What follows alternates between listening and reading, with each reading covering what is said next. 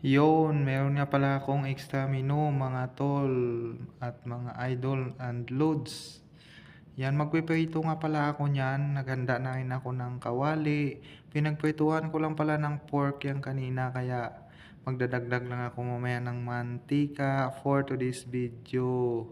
Yan na nga pala mga idol at mga loads. Naglagay na ako ng unang salang. Minikos-mikos ko lang pala yan. Dapat pala ay mahina ang apoy para hindi kagad masunog yan mga idol at load.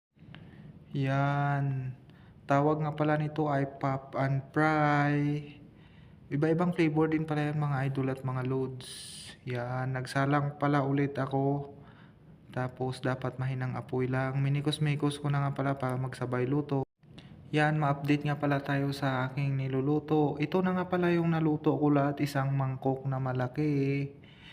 Pupudrepin nga pala namin ng anak ko to, dalawa kami. Siyempre, perfect yan pag may sukang kilabot. Tara mga idol. Yan, magpupudrep na nga pala kami. Mayroon pala akong pomelo na juice. Saka yan na yung aming pupudrepin. Thank you for watching and shout out to all. Bye-bye.